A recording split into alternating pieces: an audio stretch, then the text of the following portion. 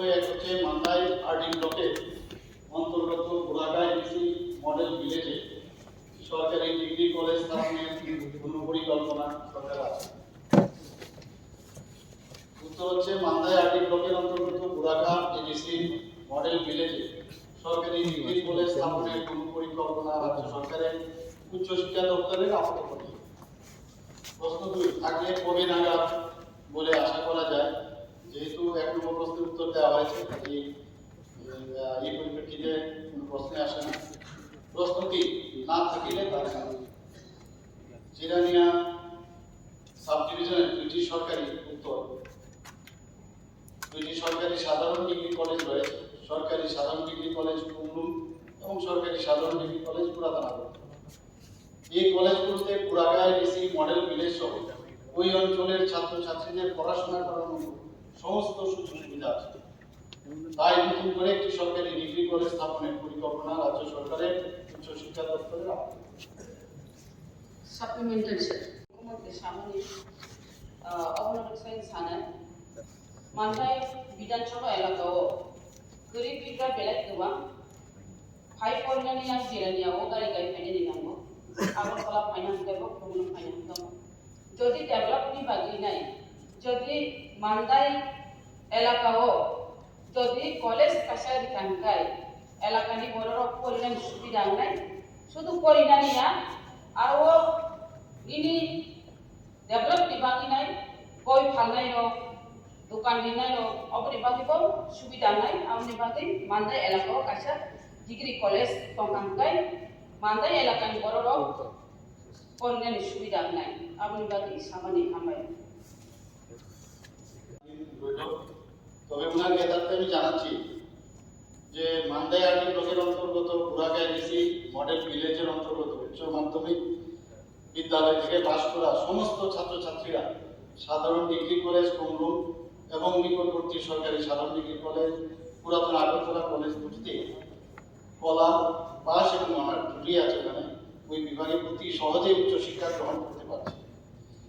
উক্ত কলেজের দুটিতে গত বছরও ওই অঞ্চলের উচ্চ মাধ্যমিক উত্তীর্ণ ছাত্রছাত্রীরা ভর্তি হওয়ার পরও অনেক আসন খালি থাকে। কাজে যদি দেখা যায় যে পরবর্তী সময়ে ওখানে আরো সেই স্টুডেন্টদের বেশি পরিমাণে দেখা যায় নিশ্চয়ই বিষয়টা এখন এখানে ডিগ্রি কলেজে কোনো এখনো নামগন্ধ নেই। আমি জানতে চাইব আগামী দিনে মাননীয় যে হায়ার এডুকেশন ডিপার্টমেন্টের যে যিনি ভারপ্রাপ্ত ওনার কোনো সিদ্ধান্ত বা আগামীতে আছে কিনা? তবে নিশ্চয়ই দেখবো বিষয়টা। এখন প্রশ্ন পূর্ব শেষ হলো। এই রেফারেন্স নোটিশটিও আমি আগামী 13 জুলাই এই হাউসে বিবৃতি প্রদান করব। কর্মচার হ্রাস ও উন্নয়নের গতিকে আরও ত্বরান্বিত করার লক্ষ্যে ছাড়ন বিধানসভা নির্বাচনী কেন্দ্রের অন্তর্গত খালছড়া এলাকার নতুন এলাকায় নতুন ব্লক কার্যালয় খোলার বিষয়ে সরকারি ঘোষণার প্রয়োজনীয়তা সম্পর্কে আমি গ্রামোন্নয়ন দপ্তরের ভারপ্রাপ্ত মাননীয় মন্ত্রীকে বিষয় বিবৃতি দেওয়ার অনুরোধ করছি। আমি আগামী 12 জুলাই এই হাউসে দ্বিতীয় নোটিশটি দিয়েছেন মাননীয় সদস্য শ্রীমতী কল্যাণী সাহা রায়।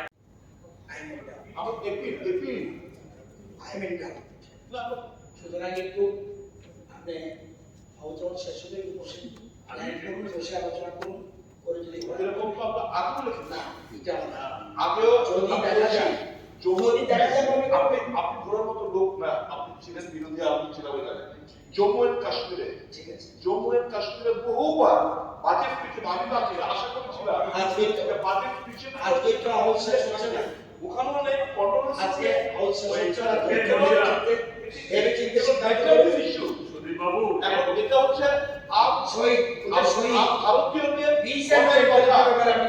মন কি বাত আপ ভারতীয়দের জন্য তো ব্যক্তির মন কি বাতের মধ্যে নাও হতে পারে, কিন্তু এটা আপ ভারতীয়দের মনের কথা যে let us control, let us stand beside, let us begin a bill for maintain peace and tranquility. অন্য অনেক ব্যক্তির মন কি বাতের মধ্যে নাও স্থান পেতে পারে। এখন এই হাউসের মধ্যে লোকদের মধ্যে স্থান না পায় আমরা আমার মনে হয় যতটুকু আমি মনে পড়ে জম্মু কাশ্মীরের ব্যাপার যেটা যারা মারা গেছে তাদের প্রতি বোঝাই শুনুন না, যে পিস অ্যান্ড ট্রাঙ্কুইলিটি একটা শব্দ বলছে, এখান থেকে পিস অ্যান্ড ট্রাঙ্কুইলিটির ব্যাপারে ত্রিপুরা বিধানসভা আরেকটা এটা হোম মিনিস্টার না, এটা দেখবে দেখে নিয়ে সাথে সাথে এটা আসলে ঠিক আছে, ঠিক আছে, এটা আসলে সাথে সাথে স্পেশাল অ্যারেঞ্জমেন্ট করে যে আমাদের চিফ মিনিস্টার ওইখান থেকে যে আমাদের রাজ্যের মানুষগুলিকে এনেছেন, এর জন্য আমাদের ধন্যবাদ পাওয়ার মতো নিশ্চয়ই ব্যাপার আছে। স্পেশাল ফাইট করে এনেছে এটাও আসবে, সুতরাং একটু ভেবে চিনতে আজকে তো শেষ দিন না তো, সেই আজকে শেষ দিনে দিতে বলতে চাইছিলাম আপনাকে, আলোচনা হোক, বিবেচনা হোক। কোনো একটা স্টেজের ব্যাপারে সিদ্ধান্ত নিতে পারি কি? It is not a question of সিদ্ধান্ত। যদি আমরা এখানে দাঁড়িয়ে, if all of us we stand and pray for them, what is wrong? আমরা সবাই পিস চাই, that the prayer we are making, we are not telling them okay arrest করো, okay করো, এদেরকে ফেভার করো, we are not going to tell them that peace should prevail in their state. এগুলো কি আছে করাই যায়। এখন আলোচনা করবো laying of papers. Number one, the annual report of the Tripura Accountability Commission for the year 2022. Number two, the Tripura Fire and Emergency Services Removal of Difficulties Order 2022. Number three, the Phro Fund Panchayat Raj Institution TTA NPC area activities for the year 2023-24 on the Tripura. Now the business report down. In 78(1) also, it shall be clearly and precisely expressed. I think it is precise and it is clearly expressed. কোনো প্রশ্নই উঠে না যে how this 78(1) has been applied. কারণ যারা ইংরেজি পড়তে পারে না বুঝে, just see how he wrote. The assembly is of opinion that the present Tripura tribal areas district council, having contiguity along with the other tribal areas, be elevated to Tripura state under Article 2 and 3 of the Constitution of India for the historical reasons for their survival and existence. এটার মধ্যে কি clarity নেই, I don't understand. আরো একটা এখানে যে রুলসটা দিয়েছেন 76 এ আপনারা বলেছেন যে having no urge, request or action to call attention of the government for consideration. ঠিক আছে, এখানে বাকি দুটো যে এটা এনেছেন প্রাইভেট মেম্বার্স রেজলিউশন, এখানে লেখার যে কায়দাটা হলো ত্রিপুরা বিধানসভা প্রস্তাব করছে যে কেন্দ্রীয় সরকার এটা পাস করুক, সামথিং লাইক দ্যাট রিকোয়েস্ট। ঠিক আছে, এটা রিকোয়েস্ট হলো না, still in 76, let it be a message. এখানে তো আছে বলছে যে or convey a message, it could have been treated as a message to all of us. Okay, and ঠিক আছে, বিউটিফুল আনসার পেয়ে গেলাম যে কার কাছে, ফ্যান্টাস্টিক। এখন অনেক সময় আমরা দেখেছি, even I was also 5 years in the assembly, এই ধরনের ল্যাঙ্গুয়েজের প্রবলেম যদি থাকে ইভেন ইন দি কোয়েশ্চেন, এটা জানানো হয় যে মাননীয় সদস্য আপনার এই কোয়েশ্চেনটার মধ্যে ল্যাঙ্গুয়েজের ভুল আছে, একটু সংশোধন করে। He could have been given that opportunity to modify it. Just কেন্দ্রীয় সরকারকে অনুরোধ জানাচ্ছে এই কথা নেই বলে এটাকে প্রত্যাখ্যান করা হলো। He could have been informed. এবং পরিষদীয় বিষয়ক মন্ত্রী উনি নিজেই জানেন in this house so many such modification happened. গত 5 বছরও নিশ্চয় হয়েছে কোনো না কোনো সদস্য এই ধরনের প্রস্তাব আনতে গিয়ে ল্যাঙ্গুয়েজের যখন প্রবলেম হয় তখন এটাকে সংশোধন করা আনা হয়। So my request is to the house, to মাননীয় স্পিকার, যে উনাকে ওই ল্যাঙ্গুয়েজের যে প্রবলেম এটাকে সংশোধন করে আবার এটাকে সাবমিট করার সুযোগ। That's it. খুবই জরুরি। 1950 সালে সংবিধান গ্রহণের সূচনাতে এই অঞ্চলের অধিবাসীদের সুষ্ঠু বিকাশের লক্ষ্যে বিশেষ করে তাদের জমি, ভাষা, কৃষ্টি ইত্যাদি সুরক্ষার স্বার্থে ষষ্ঠ তহসিলের প্রবর্তন হয়েছিল, কিন্তু সেটা ছিল শুধুমাত্র আসাম রাজ্যের জন্য। সেই মোতাবেক অবিভক্ত আসাম রাজ্য, মেঘালয় এবং মিজোরাম রাজ্য গঠিত হবার আগে এই আইন মোতাবেক গারো, খাসি, জয়ন্তিয়া, এসসি হিল, চাকমা, গারো এবং কার্বি আংলং ইত্যাদি অটোনমাস ডিস্ট্রিক্ট কাউন্সিল গঠিত হয়েছিল। 1978 সালে রাজ্যে ব্রাহ্মণ সরকার গঠিত হওয়ার পর দীর্ঘ আন্দোলনের ফসল হবে 1982 সালে প্রথম সপ্তম তহসিল মোতাবেক পরবর্তী সময়ে 1985 সালে সংবিধান সংশোধনী করে ষষ্ঠ তহসিল মোতাবেক বর্তমান Tripura tribal areas autonomous district council TTADC এর সৃষ্টি হয়েছিল। টিটিএডিসি গঠনের পর গত 4 দশকে আমাদের রাজ্যের আদিবাসী অংশের জনগণের অনেক উন্নতি ঘটেছে, কিন্তু বর্তমান সময়ে নিরিখে সেটা যথেষ্ট নয়। সেই আক্ষেপ থেকেই আমরা বামপন্থীরা গত 2.5 দশকে বেশি সময় ধরে সংবিধান সংশোধন করে টিটিএডিসির হাতে আরো ক্ষমতা এবং অর্থ প্রদানের জন্য লড়াই করে আসছি। এতদ উপলক্ষে বিগত ব্রাহ্মণ সরকার এবং এই বিধানসভা থেকে অসংখ্য প্রস্তাব কেন্দ্রীয় সরকারের কাছে প্রেরণ করা হয়েছে। কেন্দ্রীয় সরকার আমাদের বক্তব্য সাড়া দিয়ে শুধুমাত্র ত্রিপুরার জন্য নয়, উত্তর পূর্বাঞ্চলের 4টি রাজ্যে 10টি এডিসির ক্ষমতা বৃদ্ধির জন্য গত 2019 সালে লোকসভা নির্বাচনের প্রাক মুহূর্তে দ্য কনস্টিটিউশন 125 অ্যামেন্ডমেন্ট বিল 2019 লোকসভায় পেশ করেছে। গত 4 বছর এটা নিয়ে বহুবার পরীক্ষা নিরীক্ষা হয়েছে। ত্রিপুরা রাজ্যে সমস্ত স্টেক হোল্ডার এটা নিয়ে মতামত ব্যক্ত করেছে, কিন্তু এই বিল কোনো অজানা কারণে পেন্ডিং করে আছে। আমার এবং আমাদের বেঞ্চের প্রস্তাব, এই প্রস্তাবটি হুবহু আমি যেভাবে উত্থাপন করেছি তা পাশ হোক। আমি আশা করি ট্রেজারি বেঞ্চ এবং আমাদের বিরোধী পক্ষের বন্ধুরাও এই প্রস্তাবের রায় দিয়ে সর্বসম্মতিক্রমে পাকা করে কেন্দ্রীয় সরকারের কাছে একটি প্রস্তাব ঐক্যবদ্ধ বার্তা পাঠানোর জন্য সায় দেবেন। ধন্যবাদ স্পিকার।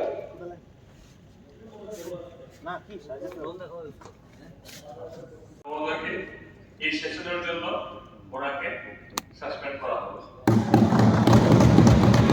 স্যার, মাননীয় স্পিকার স্যার, অনেকবার উঠে দাঁড়ানো।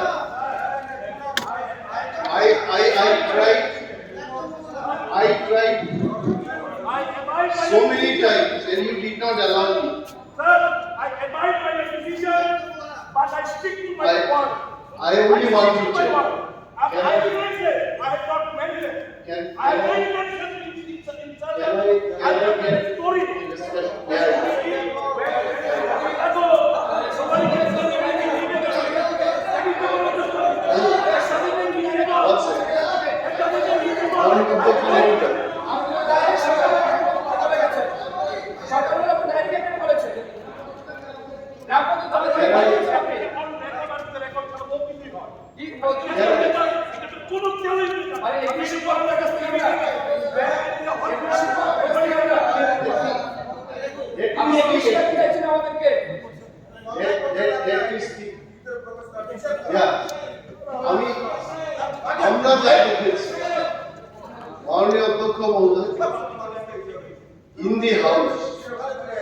In the house,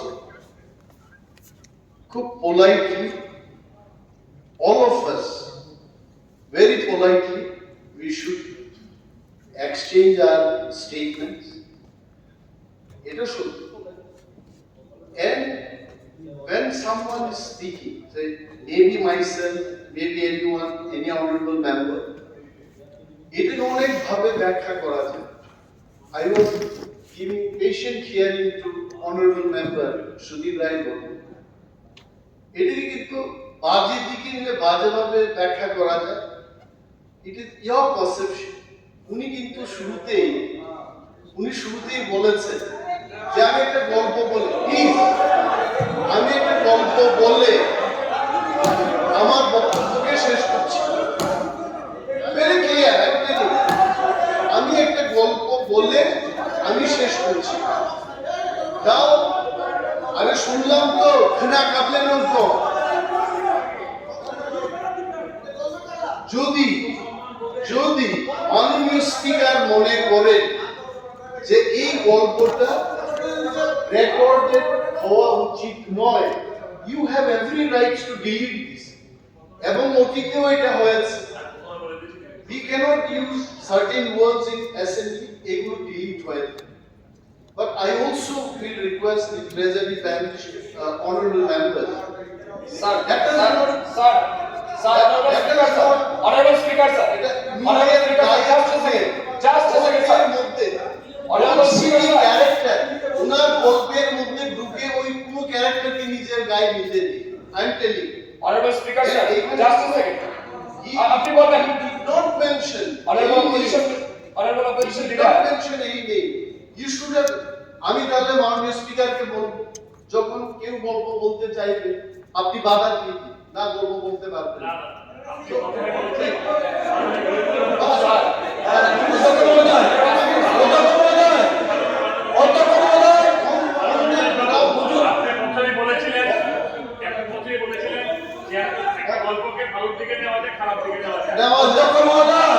আমরা দায়িত্বশীল নাগরিক ব্যক্তি হিসাবে গল্প বলবো না, যারা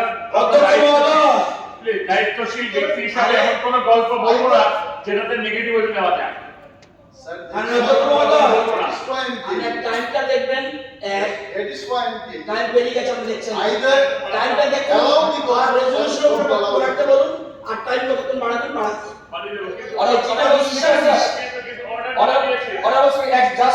একটা লাইন শুরু বলতে চাই।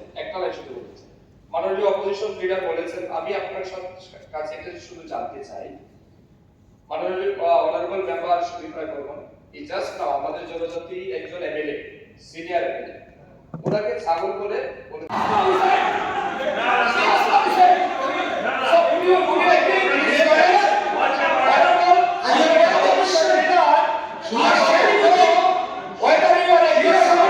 সুদীপ বাবু, আপনি দায়িত্ব পালন করুন, আপনাকে আদেশ দেওয়া হয়েছে। এই সেশনে আপনি আর আসবেন না, দয়া করে। আমি অপোজিশন লিডার কাছ থেকে জানতে চাই, আপনি এগ্রি করেন? উনি এগ্রি করেন কমেন্ট, দয়া করে আপনি এগ্রি দিস আপনি প্লিজ বাস না কথা প্লিজ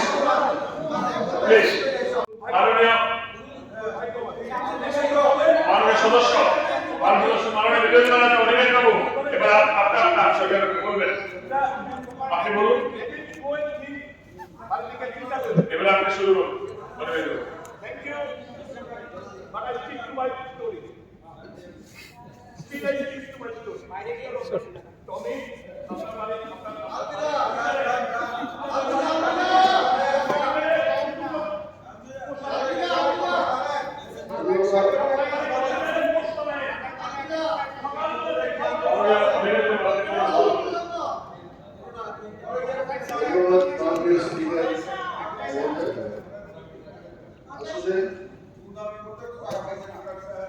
ধন্যবাদ জানাচ্ছি আপনাকে। চেঁচামেচির মধ্যে আমি কথা বলতে পারি, আই ক্যানট স্পিক, আমার সেই কোয়ালিটি নেই। আচ্ছা, just a minute, just a minute. আমাদের senior member just a minute, Ratan babu কথা বলবেন। পাশাপাশি just a few second, one moment. আমিও চুপ করে বসেছিলাম। এখন যিনি নেই তার কথা তো বলে লাভ নেই, কিন্তু বাকিদের আমি একটা কথা বলবো যে আপনাকে একটু লক্ষ্য করেন না যে একজন মাননীয় সদস্যের অঙ্গভঙ্গি কি হওয়া উচিত, ভাষা কিভাবে ব্যবহার করতে হয়, স্টোরি কিভাবে থ্রো করতে হয়। এটা তো দিনকে দিন এটা উপরে তোলার কথা, আপগ্রেড করার কথা। এমএলএদের প্রতি ভরসা থাকবে না মানুষের। আপনি অপোজিশন লিডার, আপনার একটা বিশাল দায়িত্ব।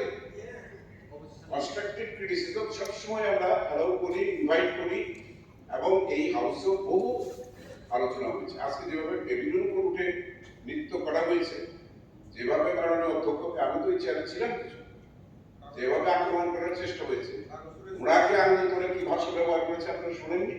সুদীপবাবু তো ওনার কিন্তু জঘন্য ভাষা ব্যবহার করেছে, রতনবাবুকে করেছে, রামপদ জামাকে করেছে।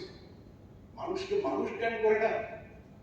এই হাউসকে এভাবে কলঙ্কিত করার জন্য আমরা স্তম্ভিত। অন্তত ত্রিপুরা বিধানসভায় এবার এই নিয়ে 4 বার এসেছি, কিন্তু আজকের দিনের মতো ন্যাক্কারজনক ঘটনা নিন্দা করার ভাষা নেই। আমার মনে হয় সমস্ত হাউস মিলে আজকের ঘটনাগুলো নিন্দা করা উচিত। ধন্যবাদ। এই চ্যালেঞ্জটা আমি মাননীয় সদস্য মহোদয়কে আমি বলছি, এই চ্যালেঞ্জ সত্যিকারের জনজাতির বিধায়ক হওয়ার চ্যালেঞ্জ, সত্যিকারের জনজাতির মন্ত্রী হওয়ার চ্যালেঞ্জ, সত্যিকারের এমপি, জনজাতির এমপি হওয়ার চ্যালেঞ্জ যদি সেই সময় উনি নিতেন, আজকে আমাদের এই দশা হতো না। আমরা সিপিএমের সময়ে এডিসি পঞ্চায়েতগুলোতে আমরা 70,000 80,000 টাকা পেতাম, বিজেপির সময়ে 8 লক্ষ 10 লক্ষ 12 লক্ষ টাকা পাচ্ছি। এটা স্বীকার করুন, স্বীকার করুন আপনারা পারেননি, স্বীকার করুন আপনারা পারেননি। বিজেপি সরকার করে দিয়েছে। আপনি বসুন বসুন বসুন বসুন। আপনি কি জানেন এডিসি ব্যাপারে কি জানেন? এডিসি ব্যাপারে কি জানেন? আপনাদের সদস্য ত্রিপুরা ট্রাইবেল এরিয়া অথবা ডিস্ট্রিক্ট কাউন্সিলের নাম পুরো বলতে পারে না। এই রেফারেন্সটা আনিয়েছে বলে, হ্যাঁ, এই রেফারেন্সটা এনেছে ত্রিপুরা ট্রাইবেল এরিয়া যদি মাত্র কাউন্সিলের এসটিসি এর নাম বলে না, এডিসি এর নাম পুরো বলতে পারে না। এসটিসি এর কেন রামপদ শুরু করো, হ্যাঁ রামপদ শুরু কাজ হইছে। হ্যাঁ শুনুন, স্যার, আমি আপনাকে ধন্যবাদ জানাচ্ছি। আমাকে এডিসি বিষয়ে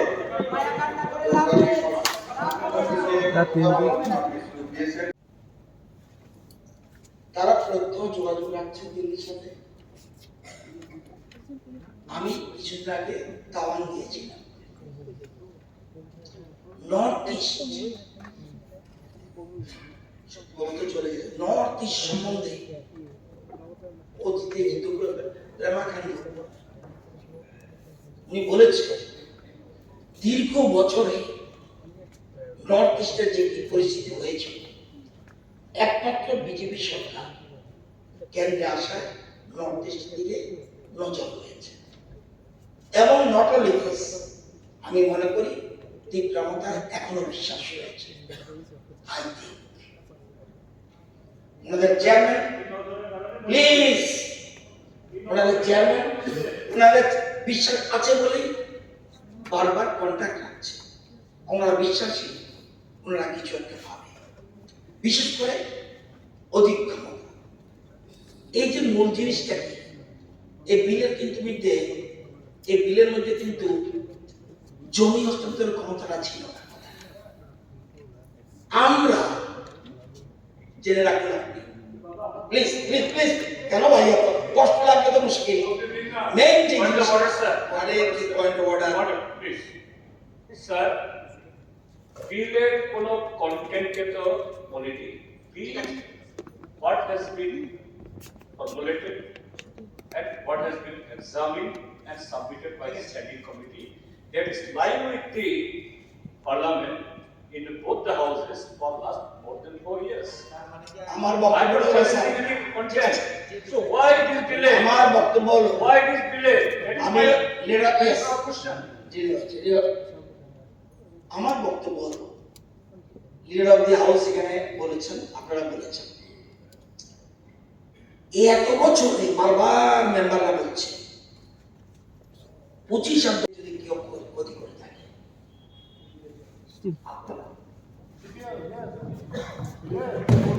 আমি জানি এখন আমাদের রং পাঠিয়েছেন, বিলিটির মতো রং পাঠিয়েছেন। স্যার, জনজাতিদের জন্য এই সরকার, এটা আমার হাতে নয়, ত্রিপুরা সরকারের হাতে। ত্রিপুরা সরকার সাথে সাথে 18-11 ক্যাবিনেটে 18-11 ক্যাবিনেট যখন দিল, সাথে সাথে যেগুলি যে জিনিসগুলি, যেমন কি বলেছে যে বিলে ছিল না, একটু শুনে দিই আপনাকে, আমরা জানেন তবু বলি, সম্মতি প্রদান করেছে। এছাড়া কৃষ্ণপুর গ্রাম নিয়ে ব্লক কাউন্সিল গঠন করার নিউ প্রপোজাল দিয়েছে। 3 টায়ার পঞ্চায়েত সমিতির মতো।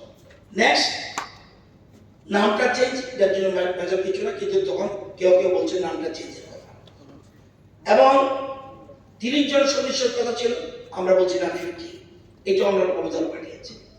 এবং যেটা আমাদের দলত্যাগ বিরোধী আইন, সেটার জন্য আমরা সমর্থন করেছি। নির্বাচন কমিশন দ্বারা 60 সদস্য সব নির্বাচন পরিচালকরা আমরা ত্রিপুরা সরকার সমর্থন করেছি। আমরা অর্থ কমিশন 4টি সদস্য কাউন্সিল, মানে বিশেষ করে আসাম, মেঘালয়, মিজোরাম, ত্রিপুরা, সেটার জন্য যেন আমরা পরিপূর্ণ অর্থ প্রদান করার জন্য রাজ্যের বরাদ্দ বৃদ্ধির জন্য সুপারিশ করবে। কে? ত্রিপুরা সরকার এগ্রি করেছে।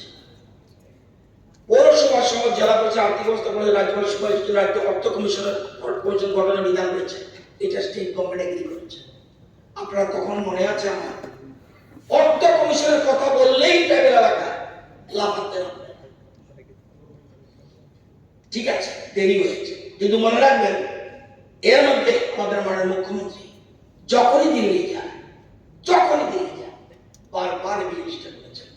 এবং এই যে বলছে আমাদের রামপদ জমা দিয়ে মহোদয়, তখন এই বিল পাস করার জন্য রাজ্য সরকার বসে থাকে, সাথে সাথে চিঠি দিয়েছে। এবং আপনারা জানেন বিপ্লব দেব তখন চিফ মিনিস্টার চিঠি দিয়েছে। আর রাজ্যের বর্তমান মুখ্যমন্ত্রী প্রায় সময় যিনি যোগাযোগ করছেন, তনুশ্রী দেববর্মা এস, ডিসেম্বর 2020 ওনার গভর্নমেন্ট, স্টেট গভর্নমেন্ট থেকে দিয়েছে। রামপদ দিয়া আবার 22 এখানে বসে রয়েছে তিনি বলে কেউ বলেন তা না, প্রত্যেক সময় ট্রান্সফার যোগাযোগ করা হচ্ছে। কোন বিল যদি পেন্ডিং থাকে, আমার ক্ষুদ্র বুদ্ধিতে, অনিমের বাবু আপনারা এক্সপার্ট, আপনি যেমন ইংরেজি খুব ভালো জানেন, তুমি জানেন, আমাদের মধ্যে রতন চক্রবর্তী সহ সুশান্ত, সুধাংশু বাবু, আরো কেন্দ্র সৌবাবু জানেন, অনেকে জানেন। আমি আপনাদের মধ্যে ইংরেজি জানি না, কিন্তু আমি জানি। এটা মনে করব কি জানেন, ত্রিপুরা বিধানসভা কি কোনো সদস্য নেই যে ত্রিপুরা বিধানসভা রাজ্যসভাকে সুপারিশ করছে? আমার জীবন এরকম সিস্টেম নেই। আমরা জিনিসটা দরকার হলে আপনাকে নিয়ে যাবো। আপনারা তো যাচ্ছেন, বলুন এখানে দাঁড়িয়ে ত্রিপুরা কথা বলো, সেন্ট্রাল গভর্নমেন্টের উপর আমাদের বিশ্বাস নেই, বলুন। আমার মুখ্যমন্ত্রী আছে এখানে, আশা করি বলতে পারবেন, কারণ একমাত্র এই গভর্নমেন্টের উপরে বিশ্বাস আছে। দেরি হতে পারে এবং আমরা বসে নেই। আমাদের বারবার এখানে কবে থেকে প্লেস করেছে, স্ট্যান্ডিং কমিটির কাছে গেছে, স্ট্যান্ডিং কমিটি সুপারিশ করেছে এবং স্ট্যান্ডিং কমিটি সুপারিশ করে বলেছে যে তোমরা কিন্তু 4টা স্টেটের সাথে সহমতের ভিত্তিতে করো, not in Tripura separately, you cannot do. এই বিলটা শুধুমাত্র ত্রিপুরার জন্য আসেনি, 4টা স্টেটের জন্য এসেছে। 4টা স্টেট একসাথে প্লেস করবে, প্লেস করে সেখানে করবে। সুতরাং এখানে ওনারা প্রায় সময় যায় এবং ওনাদের বিশ্বাস রয়েছে। সুতরাং আপনারা ওনারা যদি আনতো তবু আমি কিছুটা বিশ্বাস করতাম। প্লিজ কিছু আগে তো আমি বলেছেন না, স্যার আমি মাননীয় পরিষদ নেতাকে বলবো প্লিজ করতে পারি না, কিন্তু প্রয়োজন বোধে আমার জনজাতি মন্ত্রী, আমি মাননীয় মুখ্যমন্ত্রী বলবো দরকার আপনি সাথে যাবেন। এটা সিস্টেমটাকে, যেমন আরেক ভদ্রলোক বলল মণিপুরের ঘটনা রেজুলেশন, সস্তা রাজনীতি করতে করতে কোন জায়গায় চলে গেছে বুঝে না। সুতরাং আমি মনে করি প্রস্তাব সুন্দর, কিন্তু প্রস্তাবটা আমরা এটা পার্ট এন্ড পার্সেল হতে পারি না। আমরা যাবো দরকার, বলুন কবে যেতে হবে। অল পার্টি ডেলিগেশন যাক না, তাই না না আপনার সব কথা শোনা হবে না,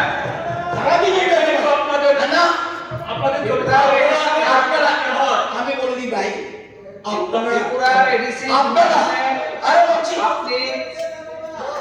ঠিক আছে আপনারা বলছি, আপনারা যাওয়ার দরকার নেই। আপনারা এখানে কোনটা যাওয়ার দরকার নেই। সম্পর্কে সবচেয়ে সিগারেট যায়, সিগারেট যায়, সুলভ যায়,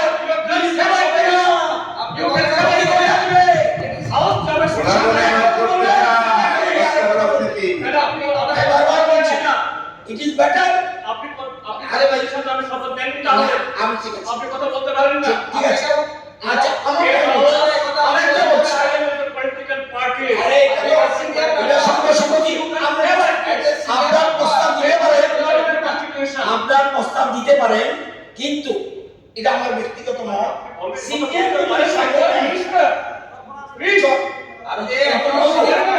আরে সিনিয়র মেম্বার কি সুন্দর সিনিয়র মেম্বার বিল পাস হবে না সিপিআইএম কে দেবেন না আপনি এই কথাটা এরা ভিতরে কি বলবে বাইরে কি বলবে আই ডোন্ট নো এডিসির উন্নয়নে 35 বছরে বামফ্রন্ট যদি ট্রাইবেল এলাকার উন্নয়ন করতে হয়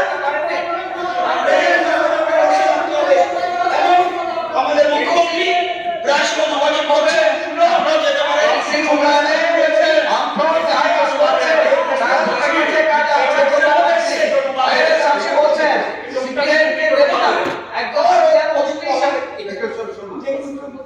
এলিগেট এডিসিতে একটা মেম্বার সিপিএম এর আমার দীর্ঘ রাজনীতি জীবনে দেখেছি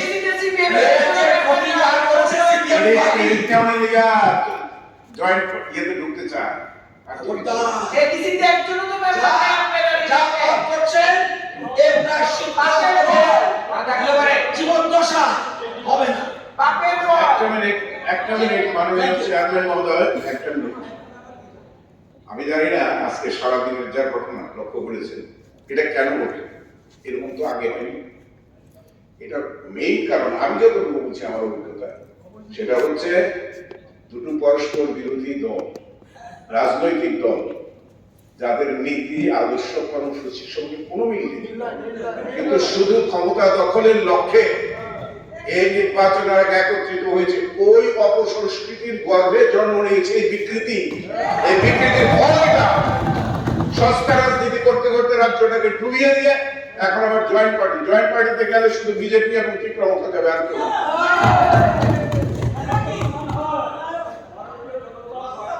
জিতেন বাবু পশ্চিমবঙ্গ থেকে শিক্ষা নেন নাই তো আচ্ছা ঠিক আছে স্বরাষ্ট্র বিষয়ক স্থায়ী কমিটির কাছে অর্থাৎ স্ট্যান্ডিং কমিটির কাছে পাঠানো 5ই মার্চ 2020 ইংরেজি তারিখে ওই স্থায়ী কমিটি তার রিপোর্ট জমা দেয় এবং এতে ওই বিলের বিভিন্ন বিষয় সংশোধনের প্রস্তাব রাখে।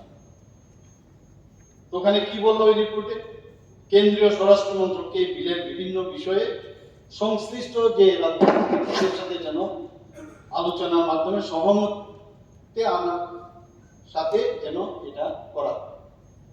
তো সেইভাবে ত্রিপুরা সরকারের কাছে ওই বিষয়টা এসছে। তো আসার পর আমি এখানে মাননীয় অধ্যক্ষ মহোদয়ের মাধ্যমে সমস্ত যারা এখানে অপোজিশন লিডার থেকে শুরু করে সমস্ত বিধায়ক যারা আছেন তাদের অবগতির জন্য জানাচ্ছি যে এই ত্রিপুরা সরকার ভারতীয় জনতা পার্টি আইপিএফটির যে সরকার কতটুকু সেন্সিটিভ তার যে ক্রনোলজি আমি দেখা আপনাদের সামনে এখানে তুলে ধরছি। এখানে রতননাথ মহোদয় আমাদের মাননীয় মন্ত্রী উনি বলার চেষ্টা করেছেন যে এখন letter from deputy secretary government of India soliciting replies to questionnaire, একটা কোশ্চেনিয়ার বানানো হয়েছে। সেখানে কি করেছে department related to the parliamentary standing committee raise করেছে এটা ফিল আপ করে পাঠানোর জন্য।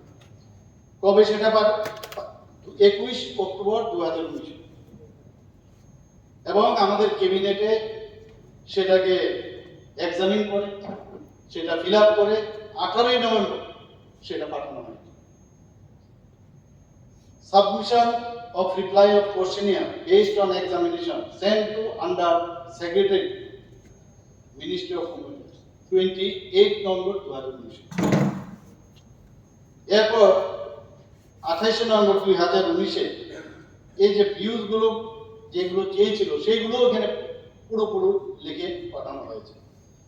3 ফেব্রুয়ারি 2019 আরেকটা কি ত্রিপুরা গভর্নমেন্ট করলো follow up letter from secretary, যেটা আমাদের আন্ডার সেক্রেটারি সেটা জয়েন্ট সেক্রেটারি সেটা আমাদের কাছে পাঠিয়েছে 3 ফেব্রুয়ারি 2019 এবং তার পরিপ্রেক্ষিতে আমাদের তৎকালীন মুখ্যমন্ত্রী সেখানে 19 অক্টোবর আবার পাঠিয়েছে। মানে বারবার করেসপন্ডেন্স কিন্তু করে যাচ্ছেন বিষয়টা। এবার আবার ফলো আপ লেটার একটা এসছে ট্রাইবাল ওয়েলফেয়ার থেকে গভর্নমেন্ট অফ ইন্ডিয়া, সেটা এসছে 31 ডিসেম্বর। এরপর follow up letter by honourable এখানে আমাদের মিনিস্ট্রি থেকে পাঠানো হয়েছে 17 নভেম্বর 2022। অর্থাৎ আজকের যে এখানে এই বিলটা এখানে বলা হচ্ছে যে বেসরকারি যে প্রস্তাবটা এখানে আনা হয়েছে, আমার মনে হয় যে অলরেডি তো আমরা এই বিষয় নিয়ে কথা বলছি, সরকারের তরফ থেকে তো এই বিষয়টা আমাদের গোচরে আনার চেষ্টা করেছি। তো এই বিষয়ে এখানে আমাদের গভর্নমেন্টের তরফ থেকে যেগুলো ওনারা চেয়েছেন, এখানে প্রায় 7টার মতো পয়েন্ট আছে।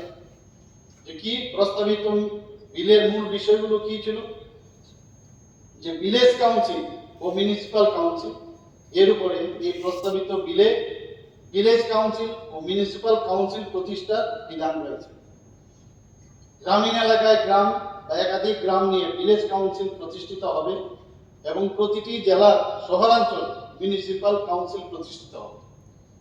অধিকন্তু জেলা পরিষদ বিভিন্ন বিষয়ে আইন প্রণয়ন করতে পারবে, যার মধ্যে রয়েছে ভিলেজ কাউন্সিল ও মিউনিসিপাল কাউন্সিলের সংখ্যা নির্ধারণ এবং তাদের গঠন, গ্রাম ও পৌর পরিষদ নির্বাচনের জন্য নির্বাচনী এলাকা নির্ধারণ এবং ক্ষমতা ও কার্যবলী নির্ধারণ ইত্যাদি। আমাদের রাজ্য সরকারের মতামতটা কি ছিল এতে? এই 1 নম্বরে ত্রিপুরা সরকার প্রস্তাবিত সংশোধনীতে যে সংশোধনটা এখানে হয়েছে সম্মতি প্রদান করেছে। এছাড়াও কিছু সংখ্যক গ্রাম নিয়ে ব্লক কাউন্সিল গঠন করারও প্রস্তাব দেওয়া হয়েছে।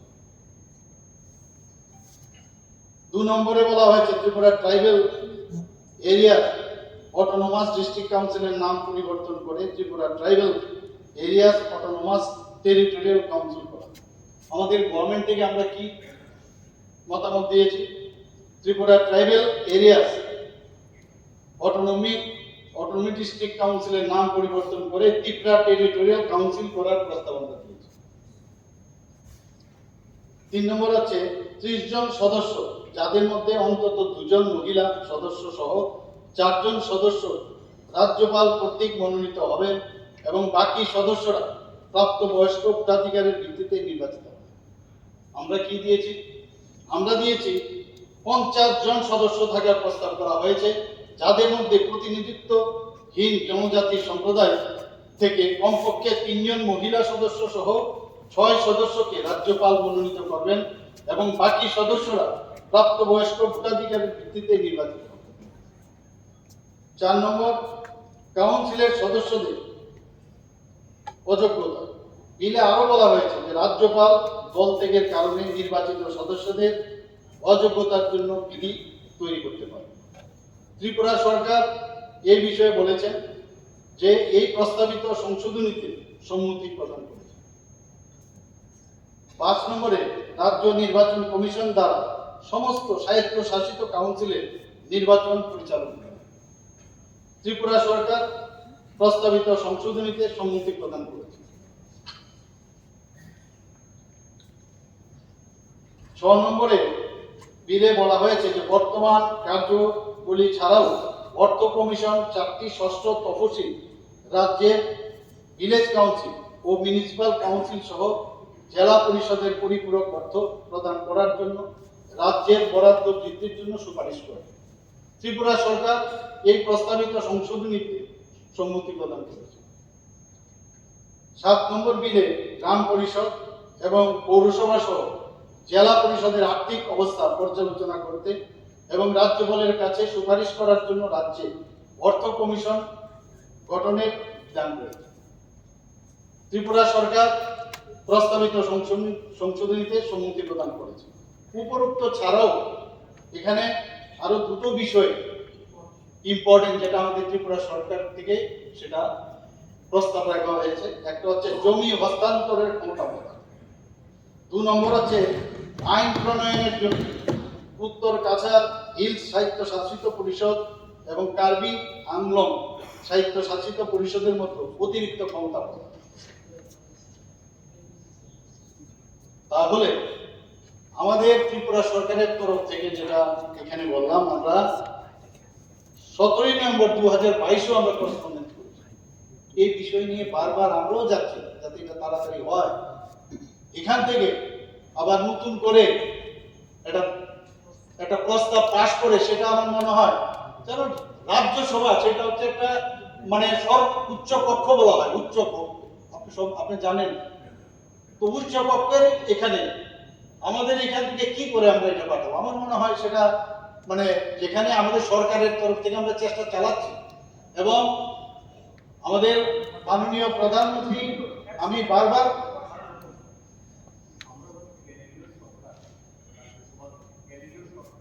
জানাচ্ছে পরের রেজুলেশনও কিন্তু ঠিক এরকম ভাবে আসছে।